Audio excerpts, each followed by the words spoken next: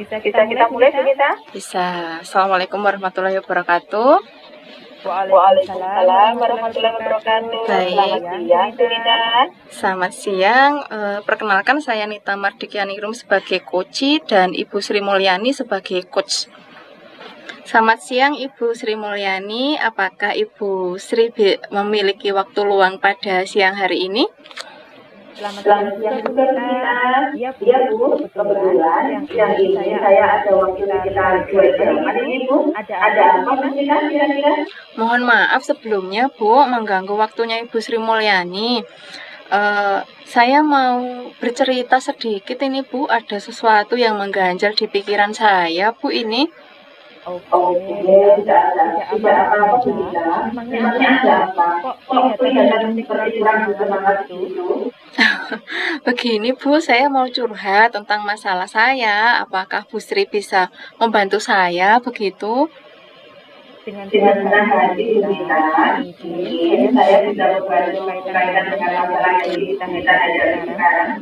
Sebenarnya saya hanya ingin mendapatkan solusi Bu dari permasalahan yang saya hadapi, sehingga apa yang mengganjal dalam pikiran saya itu bisa mendapat solusi seperti itu Bu. Oh gitu. Jadi seperti yang kita katakan tadi bahwa tujuan pertemuan kita hari ini adalah mencari solusi dari permasalahan yang kita hadapi. Itu ya Bu ya. Sekarang Bu Nita ceritakan kira-kira saya bisa memberikan masukan atau gimana? Jadi begini Bu Sri, beberapa hari yang lalu saya kan melakukan pembelajaran seperti biasanya nggih. Awal mula itu pembelajaran itu berjalan dengan baik Bu. Mereka antusias sekali mengikuti pembelajaran. Nah, pada saatnya itu ada waktu berkelompok Bu. Saya itu membagi kelompok mereka secara heterogen, secara acak, tidak membedakan yang pandai dengan yang kurang seperti itu. Jadi saya bagi mereka secara acak.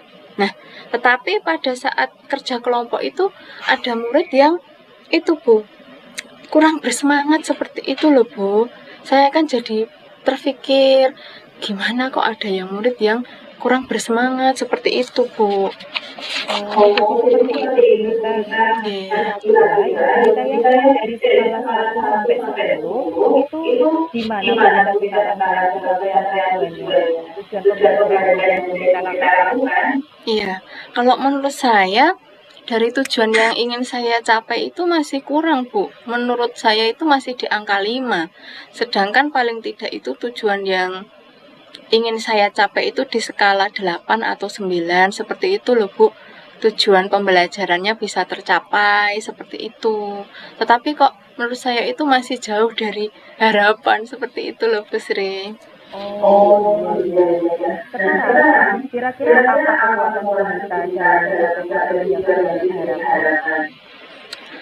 Kekuatan yang saya miliki nggih Bu nggih. Iya. Sebagai seorang guru pastinya saya memiliki kekuatan Bu Sri, yaitu sebagai guru profesional nggih, di mana seorang guru profesional itu kan memiliki 4 kompetensi.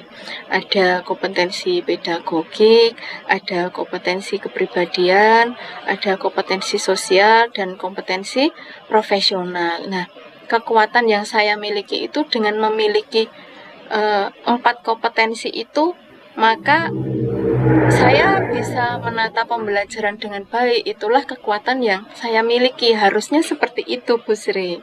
Betul ya Bu Sri. Jadi untuk kompetensi belajar sebagai seorang guru profesional itu harus memiliki 4 kompetensi ya. Nah, dari keempat kompetensi itu kira-kira peluang atau kemungkinan apa yang bisa Ibu ambil? Nah, dari kekuatan atau kompetensi-kompetensi yang saya miliki itu nanti berpeluang untuk mengambil dari segi pedagogik Bu, untuk menyelesaikan masalah yang saya hadapi, kira-kira seperti itu. Karena untuk kompetensi pedagogik itu kan berhubungan dengan proses pembelajaran yang ada di kelas, bagaimana metodenya, bagaimana penerapan model-model pembelajarannya, dan bagaimana kita mengelola kelas seperti itu Bu. Iya, betul sekali Bu saya. Nah, dari semua yang Ibu gambarkan itu tadi, kira-kira hambatan atau gangguan apa yang menghalangi kita untuk bisa meraih tujuan pembelajaran pada waktu di masa praktek tadi ya Bu? Oke, sebenarnya ada beberapa hambatan yang saya alami nggih Bu. Permasalahan yang saya alami di proses pembelajaran tersebut. Tepatnya itu pada strategi pembagian kelompoknya Bu. Sepertinya itu kayak kurang pas gitu loh Bu. Strategi saya dalam membagi anak-anak dalam berkelompok untuk mengerjakan LKPD itu sepertinya ada yang kurang pas, sehingga beberapa anak itu ada yang tidak aktif, kemudian mereka cenderung malas, tidak mengerjakan LKPD, hanya temannya, istilahnya nunut temannya, mengikuti temannya saja, begitu loh Bu. Kalau ke depan juga mereka kurang bersemangat. Jadi hambatan saya itu di pembagian kelompok, strategi pembagian kelompoknya itu berfokus pada kelompoknya itu loh Bu Sri. Oh iya, jadi yang dipraktekkan pada proses pembelajaran, Nita itu membagi anak-anak itu secara heterogen seperti itu ya. Enggak, Jadi secara semuanya heterogen semuanya. seperti itu Iya. Bu. Nah, dari itu sekarang solusi apa yang kira-kira Ibu bisa harapkan atas kejadian yang kayak yang Nita alami ini Bu? Sebenarnya ada beberapa harapan ya untuk mencapai tujuan pembelajaran yang saya inginkan Bu. Terfokus pada pengelolaan pembagian kelasnya tersebut Bu. Bagaimana cara saya untuk membagi kelompok tersebut sehingga anak itu bisa aktif, kemudian anak juga bisa memahami materi dengan baik, serta bisa meraih tujuan pembelajaran yang ada pada hari itu. Seperti itu yang saya harapkan untuk anak-anak didik saya, Bu. Iya, Gitu. memang betul sekali ya Bu Nita ya, kita sebagai seorang guru memang benar-benar berharap supaya tujuan pembelajaran yang kita inginkan ini bisa tercapai sepenuhnya ya. Baik Bu Iya. Nita, sekarang apa rencana Bu Nita kira-kira untuk mencapai tujuan yang diharapkan tadi Nggih, dari Bu. skala 5 menjadi skala 8 Iya. Bu Nita? Mungkin beberapa barusan aja terpikirkan Bu ini Bu. Cara saya untuk mengatasi kelompok-kelompokan itu, kalau menurut saya itu melakukan pembelajaran berdiferensiasi Bu. Yang mana kan pembelajaran berdiferensiasi itu menggunakan metode pengajaran untuk memenuhi kebutuhan setiap individu yang ada di kelas. Nah, kebutuhan tersebut kan bisa berupa pengetahuan yang ada, kemudian gaya belajarnya siswa, minatnya, serta pemahaman terhadap materi pembelajaran. Mungkin itu sedikit rencana saya yang ada di dalam pemikiran saya, Bu Sri. Jadi menerapkan pembelajaran berdiferensiasi. Oke, penerapan pembelajaran berdiferensiasi penggunaan cara yang tepat untuk supaya pembelajaran bisa tercapai maksimal ya. Iya, Oke, Bu. terus kemudian mungkinkah ada yang kita prioritaskan untuk mencapai tujuan yang Ibu harapkan tadi? Nah, ada Bu. Yang saya prioritaskan kan yang paling utama murid saya itu Bu. Bagaimana murid saya merasa nyaman di kelas, kemudian paham dengan pembelajaran, tidak merasa bosan pastinya. Yang tadi dia berkelompok merasa murung, bosan. Nah, agar mereka itu tidak bosan, senang tentunya, selalu senang dalam pembelajaran ataupun dengan kerja kelompok dan pembelajaran ingin berpihak pada murid tetapi tidak menghamba pada murid. Itulah prioritas yang ingin saya terapkan Bu. Seperti itu Bu Sri. Kita berharap supaya anak-anak bisa terlihat bahagia seperti Iya, itu ya, terlihat dalam bahagia. proses pembelajaran ya. Kemudian kira-kira rencana strategi apa? Pada pembelajarannya itu strateginya seperti apa? Mungkin kita bisa ceritakan. Oke, begini ya Bu. Saya itu berpikiran untuk menerapkan strategi tadi pembelajaran berdiferensiasi. Nah, kan pembelajaran berdiferensiasi kemarin kan ada 3 nggih Bu. Ada diferensiasi konten, ada diferensiasi proses, dan ada diferensiasi produk. Nah, untuk rencana saya ini saya fokuskan dulu pada diferensiasi konten Bu. Nah, di mana diferensiasi konten itu nanti berkaitan dengan konteks materi yang diajarkan kepada murid, Bu. Sebagai tanggapan kesiapan belajar murid, minat, profil belajar, atau bahan kombinasi dari ketiganya. Nah, pada diferensiasi konten ini, saya berfokus pada gaya belajar murid, Bu. Gaya belajar murid di mana kan kemarin ada 3, nggih. Ada visual, auditori, dan kinestetik. Nah, sebelumnya itu saya ingin mendiagnostik awal, Bu. Gaya belajar yang diinginkan murid itu seperti apa gitu, Bu Sri. Ada yang mungkin senang belajar dengan gambar, ada yang senang belajar dengan video, dan ada yang senang bergerak-gerak ke sana kemari seperti itu. Nanti saya rencananya akan mendiagnostik awal. Kemudian kalau sudah ada catatan-catatannya, nanti untuk pembelajaran selanjutnya saya akan bagi mereka sesuai dengan gaya belajar mereka, Bu Sri. Mungkin dengan saya membagi kelompok sesuai dengan gaya belajar mereka, insya Allah nanti mereka dalam pembelajaran tidak murung lagi, tidak bosan lagi, karena sudah sesuai dengan gayanya masing-masing, Bu Sri. Mungkin rencana saya itu seperti itu, Bu. Oke, Bu Nita, wah luar biasa sekali rencana yang ada itu. Rencananya itu akan dengan proses pembelajaran jelas. Nah, kira-kira untuk proses pelaksanaan penelitian di itu kira-kira dilaksanakan kapan, Bu Nita? Untuk minggu ini, Bu Sri, saya akan menyusun rencananya terlebih dahulu, Bu. Bagaimana saya mengkonsep pembelajarannya, kemudian bagaimana menyesuaikan materi dengan media-medianya, begitu, Bu. Kemudian untuk penerapannya nanti akan saya lakukan di minggu depannya, begitu, Bu. Itu adalah waktu yang kira-kira akan saya terapkan untuk melaksanakannya, Bu Sri. Jadi Bu Nita rencana melaksanakan perencanaan itu kira-kira minggu depan seperti itu ya, Bu Nita. Memang kalau rencana itu harus terkonsep dulu ya, Bu Nita ya. Sedangkan untuk memperoleh pembelajaran yang baik juga yang jelas itu perlu perencanaan yang matang. Terus kemudian ukuran keberhasilan dari rencana aksi yang dibuat oleh Bu Nita itu kira-kira seperti apa, Bu Nita?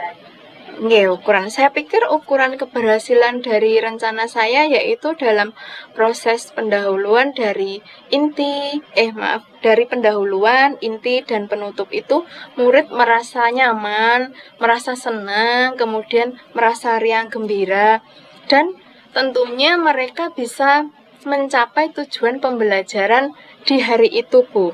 Itu ukuran keberhasilan menurut saya. Mungkin ukuran keberhasilan yang ingin saya capai itu memerlukan strategi, metode, dan model pembelajaran yang sesuai, Bu, untuk mengambil atau biar tujuannya itu tercapai, biar keinginan saya itu tercapai, Bu. Oke, Bu Nita. Jadi memang kaitan dengan strategi, kemudian metode dan model pembelajaran itu disesuaikan dengan materi yang akan mereka sampaikan. Seperti ya, Bu Nita ya. Nah, untuk keberhasilan yang kita harapkan yaitu tadi seperti yang Ibu Nita utarakan bahwa muridnya itu senang, kemudian nyaman sampai tujuan pembelajaran bisa dicapai. Sekarang bagaimana Bu Nita mengatasi gangguan-gangguan yang ada di sekitar Bu Nita ya? Gangguan itu pasti tetap ada, nggih, Bu, dari luar-luar, dari anak-anak, dari rumah juga. Nah, pastinya tetap fokus, nggih, Bu Sri, nggih, saya harus tetap fokus. Nah, untuk itu saya akan meluangkan waktu, Bu Sri, untuk merencanakan pembelajaran berdiferensiasi yang saya tadi utarakan. Harus merencanakan dulu, Bu Sri, untuk minggu ini, nggih.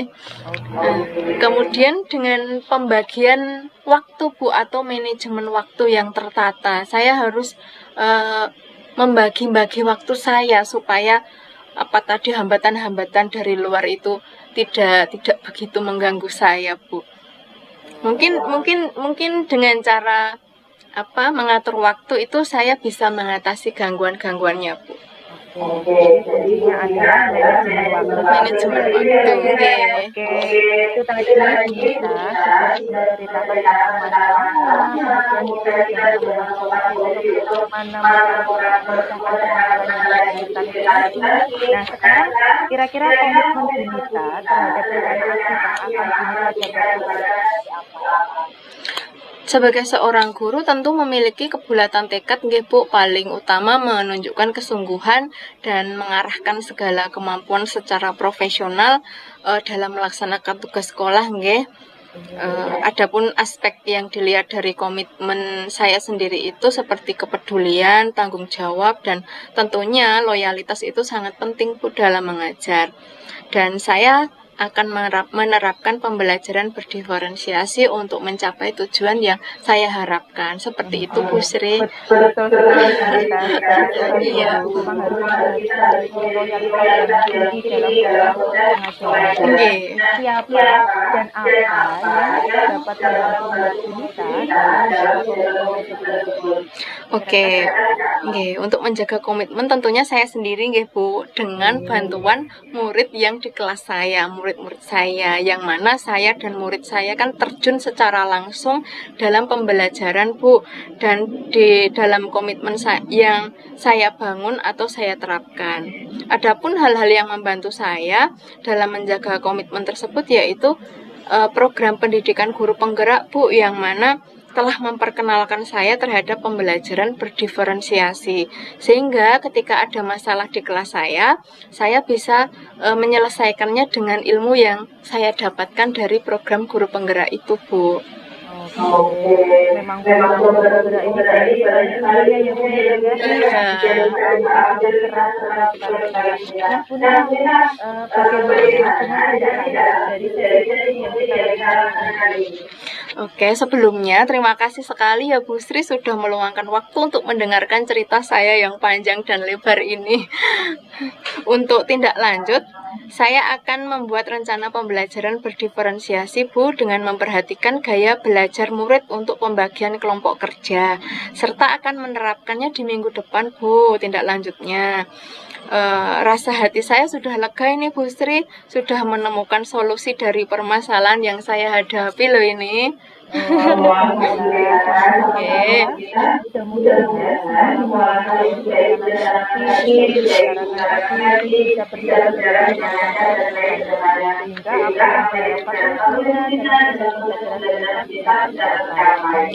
Amin. Amin. Sekali lagi terima kasih Bu Sri atas waktunya. Saya mohon pamit dulu Bu Sri untuk pulang. Ini sudah agak sore Bu. Iya, hati-hati jalan ya Bu ya.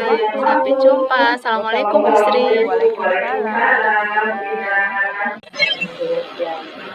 Sudah, monggo.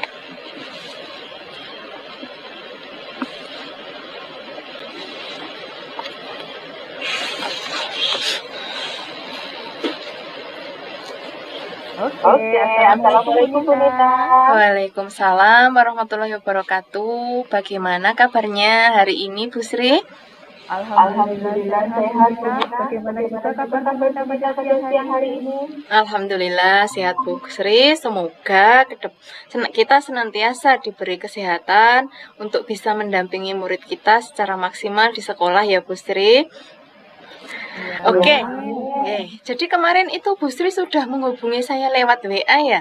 Katanya pengen ngajak ngobrol gitu, berbincang-bincang. Kira-kira apa tujuannya untuk obrolan kita hari ini Bu Sri? Oke, pertama-tama saya ucapkan terima kasih kepada kita karena pada siang hari ini maaf mengganggu waktunya kita. Enggak apa-apa Bu Sri, enggak apa-apa. Sebenarnya Bu, saya pada siang hari berbincang dengan Bu Nita, tujuannya adalah ingin menemukan cara ataupun solusi bagaimana saya bisa sopan kepada saya, bisa menghargai saya sebagai wali kelasnya. Itu sebenarnya yang menjadi tujuan obrolan yang akan saya lakukan pada siang hari ini. Oke, baiklah. Berarti Bu Sri ingin mendapatkan cara atau solusi bagaimana sih supaya anak-anak Bu Sri itu lebih menghargai dan menghormati Bu Sri. Seperti itu nggih tujuan pada siang hari ini nggih. Iya Bu Nita, benar sekali. Jadi begini cerita ceritanya. Maksud Mm-mm. saya kesini, saya ini menceritakan kaitan dengan permasalahan yang saya hadapi Bu Nita. Iya. Pada akhir-akhir ini saya merasakan siswa saya itu bersikap kurang sopan terhadap saya Bu Nita sebagai wali kelasnya, kurang menghargai, Oke. kemudian kurang menghormati. Sebenarnya sebelumnya saya sudah mencoba untuk menanyakan kepada mereka, mengapa sih mereka bersikap seperti itu kepada saya? Nah, sebagian besar dari mereka itu menjawab bahwa karena mereka merasa sudah nyaman dengan saya, Bu Nita, sudah Iya, iya. merasa enak, dan merasa menganggap saya itu seperti teman mereka sendiri seperti itu. Pada awalnya Bu Nita, saya memposisikan diri saya kepada anak didik saya itu memang sebagai seorang teman seperti itu. Iya. Saya kira pada posisi saya sebagai seorang teman itu bisa membuat anak didik saya itu menjadi lebih dekat dengan saya seperti itu. Di tahun sebelumnya itu posisi sebagai seorang teman itu saya praktekkan ke anak didik saya itu alhamdulillah sangat berhasil. Tapi Iya. ternyata di tahun ini dengan anak-anak yang berbeda itu kok seperti menjadi bumerang buat saya ya Bu Nita. Anak-anak jadi Iya, iya. terlalu dekat dengan saya, kurang menghormati seperti itu Bu Nita, kurang Oh. menghargai begitu. Iya, berarti di sini itu posisi kontrol Ibu Sri itu sebagai teman, nggih? Betul, seperti itu Bu Nita. Nah, murid yang Bu Sri ajar itu kelas berapa ya Bu Sri kalau boleh tahu? Untuk tahun ini murid saya kelas 4 Bu Nita. Oh, kelas 4 nggih. Nah, dengan posisi kontrol sebagai teman ternyata murid-murid Bu Sri itu menjadi kurang sopan, kurang menghargai dan kurang menghormati Bu Sri sebagai wali kelasnya nggih. Betul sekali seperti itu. Karena memang mereka itu menganggap Bu Sri itu sebagai teman, tidak ada rasa canggung dan sudah merasa nyaman dengan Bu Sri sebagai teman mereka. Gitu nggih ya?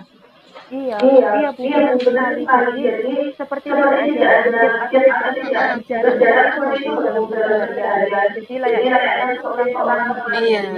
Mungkin sejauh ini tuh kira-kira kendala apa sih yang dialami Bu Sri itu sehingga Bu Sri itu belum bisa bersikap tegas terhadap anak-anak di kelas 4 itu, Bu Sri?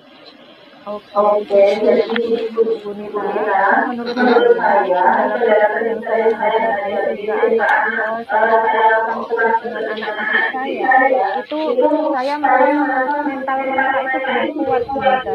Iya. Saya rasakan mental anak didik saya dari tahun ini dengan tahun yang lalu itu sangat berbeda. Karena yang sudah itu pada waktu itu saya belum belajar tentang posisi kontrol waktu itu karena saya Iya. belum mengenal posisi kontrol bahwa ternyata di dalam posisi kontrol itu ada beberapa seperti itu. Jadi saya merasa posisi kontrol diri sebagai seorang teman itu adalah yang paling ideal, yang paling baik supaya kita bisa lebih dekat dengan anak didik kita. Nah, ternyata yang saya rasakan sekarang ini itu salah seperti itu. Jadi karena sebagai gambaran, Bunita, suatu ketika ada salah satu murid saya itu yang meminta bantuan kepada saya.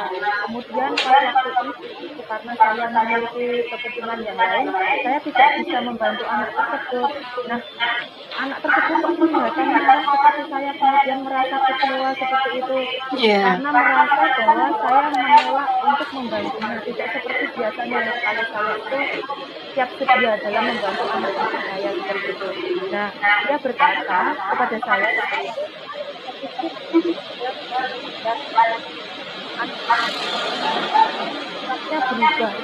berubah beberapa hari itu acuh terhadap saya. Kemudian saat saya minta untuk maju ke depan mengerjakan tugas itu, anak tersebut menolak dan kelihatan pokoknya tidak bahagia seperti itu. Nah, suatu ketika saya tanyai, saya dekati, kemudian dia seperti acuh seperti itu. Nah, kemudian setelah itu saya agak tegas sedikit Bunita pada waktu itu karena memang mungkin pas waktu itu saya dalam kondisi capek atau banyak pikiran. Nah, anak tersebut kok menangis waktu itu dan akhirnya pada esok harinya anak tersebut tidak berangkat ke sekolah Bunita. Nah, dari situlah kemudian saya berpikir mungkin ada yang salah dengan posisi saya yang saya gunakan untuk keseharian kepada anak didik saya seperti itu Bunita. Oke.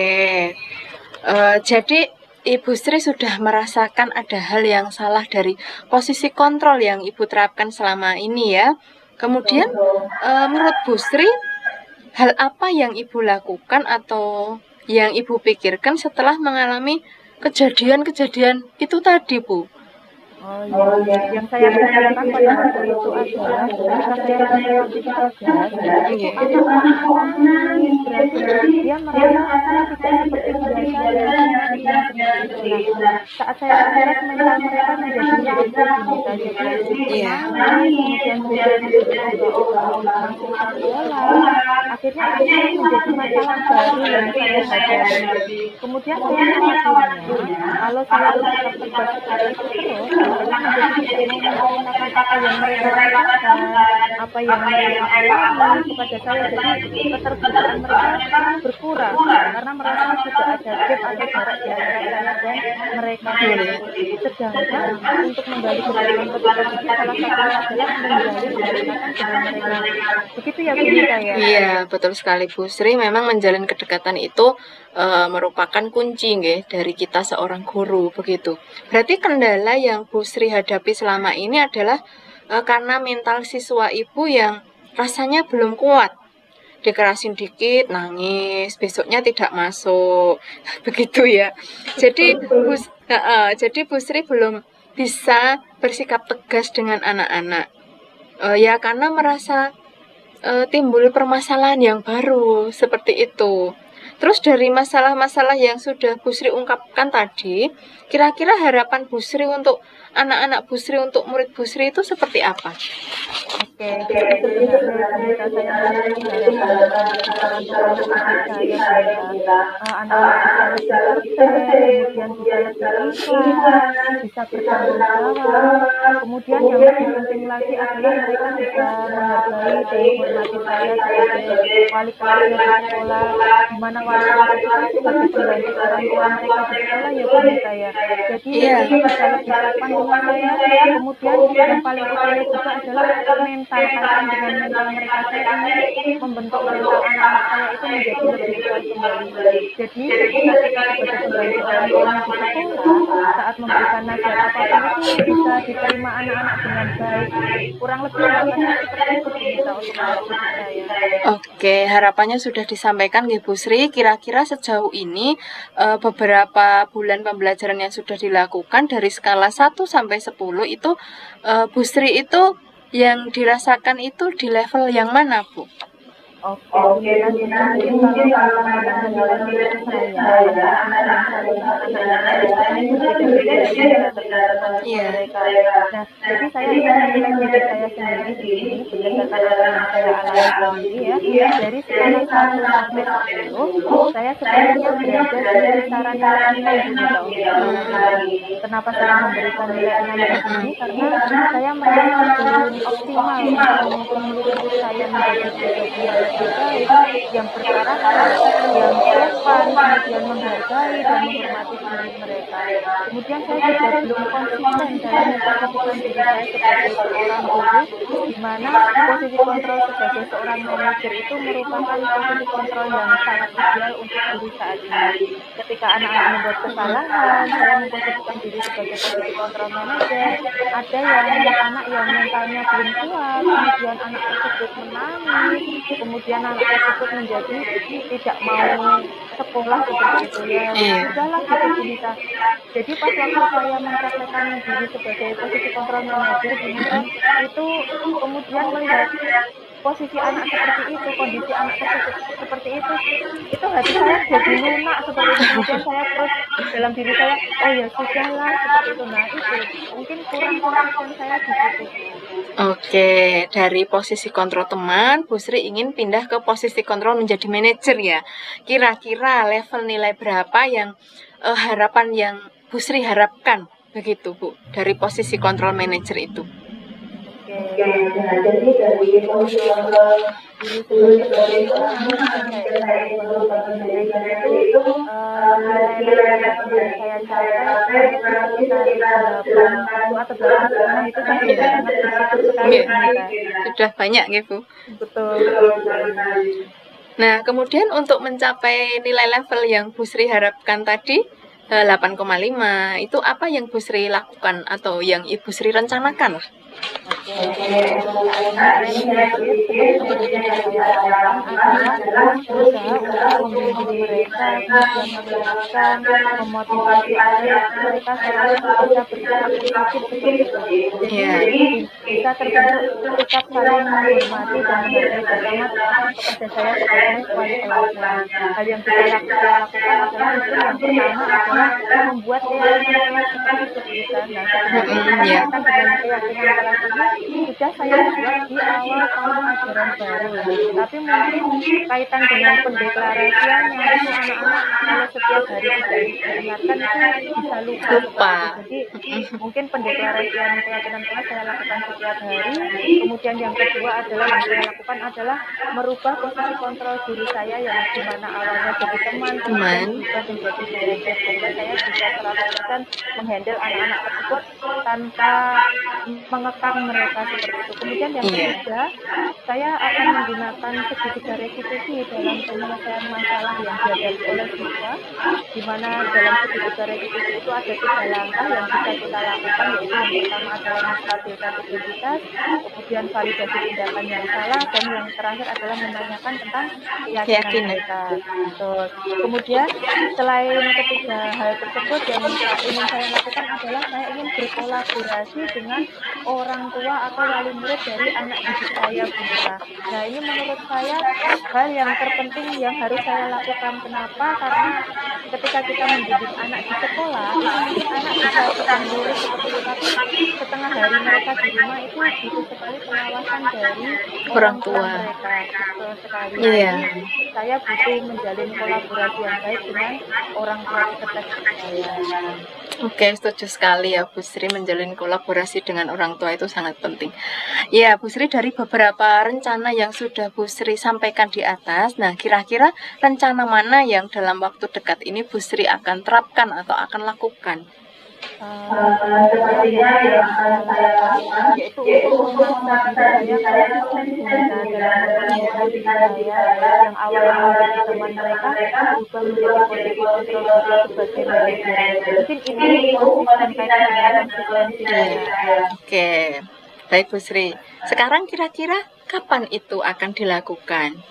Kaitan dengan tahapan itu dilakukan semakin cepat semakin baik ya Bu Nita. Iya, betul sekali. Bincang ini Semakin cepat semakin baik, nggih. Betul, akan langsung saya rubah itu posisi kontrol diri saya dari teman menjadi manajer ya. Yang dibutuhkan memang sekarang adalah konsistensi Bu Nita.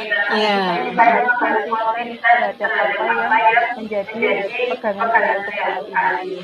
Oke Bu Sri, nah identifikasi masalah sudah kita bahas, rencana sudah kita bahas, harapan juga. Kira-kira siapa nih yang bisa menjadi kontrol atau mengawasi Bu Sri dalam menjaga komitmen tersebut, Bu? Yang menjaga komitmen tersebut ini adalah seluruh warga yang ada di kelas saya, jadi saya anak-anak saya. Karena dengan itu komitmennya bisa berjalan seperti itu. Rencana dan program itu awalnya akan saya share kepada peserta didik saya sehingga mereka memahami apa tujuan dan harapan yang ingin saya capai, kenapa saya membuat komitmen. Oke. Kemudian apa yang membantu Bu Sri untuk menjaga komitmen tersebut, Bu? Yang akan saya lakukan adalah di setiap selain proses pembelajaran, keyakinan kelas yang sudah saya buat dengan anak-anak itu secara bergantian diingatkan sehingga akan tertanam pada diri mereka. Alhamdulillah di tahun sebelumnya saya sudah mengenal kaitan dengan keyakinan kelas ini secara mengenalnya, kemudian bisa saya praktekkan, bisa saya alhamdulillah itu juga ada pengaruh positifnya, meski kaitan dengan pengaruh itu saya rasakan sedikit demi sedikit seperti itu Nita. Iya, nggak apa-apa Bu Sri, memang sedikit demi sedikit lama-lama menjadi bukit ya. Oke. Bu Sri sudah menyampaikan permasalahannya, kendala, harapan, dan rencana yang akan dilakukan. Nah, kira-kira bagaimana perasaan Bu Sri setelah kita ngobrol-ngobrol ini, Bu? Alhamdulillah, saya sangat sekali Bunita. Iya. Sekiranya Bunita bisa saya dapat mewakili masyarakat yang ada di sekitar. Iya. Kemudian dari perbincangan kita pada siang hari ini, saya mendapatkan solusi yang insya Allah kedepannya akan saya implementasikan terhadap anak-anak saya. Oke, mudah-mudahan semua langkah yang Bu Sri rencanakan itu bisa berjalan dengan baik ya Bu Sri. Nah, apa yang diharapkan oleh Bu Sri bisa terwujud dengan baik. Amin. Nah, amin ya. Kira-kira dari pembicaraan kita ini kesimpulan apa yang bisa Bu Sri ambil? Dari pembicaraan kita dapat saya menyimpulkan bahwa saya menemukan solusi dari masalah yang saya hadapi dan saya dapat berjalan dengan baik, menghormati saya, kemudian menganggap saya dirinya itu sebagai seorang teman, kurang sopan santun. Itu saya menemukan solusi dan langkah untuk bisa menjadi guru yang lebih baik, di mana guru tersebut untuk menuntun muridnya memiliki karakter yang baik. Nah, langkah-langkah tadi itu langkah-langkah tadi diantaranya dengan menjalankan kelas, kemudian melakukan diskusi, menjalankan fungsi kontrol sebagai seorang murid dan kemudian melakukan kolaborasi dengan wali murid seperti itu kita. Oke, Bu Sri, berarti kita sudah dapat kesimpulan ya dari pembicaraan yang kita lakukan pada siang ini, Bu Sri. Nah, Bu Sri akan terus berusaha untuk menjalankan komitmen tersebut mulai besok ya, Bu Sri. Insya Allah Mungkin ada lagi yang akan disampaikan kepada saya, Bu? Mungkin ada pertanyaan atau apa?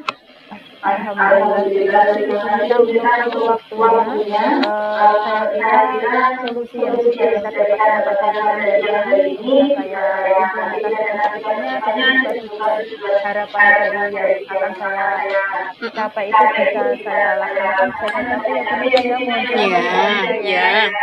Amin, Bu Sri. Oke, Bu Sri, kalau begitu saya pamit dulu ya.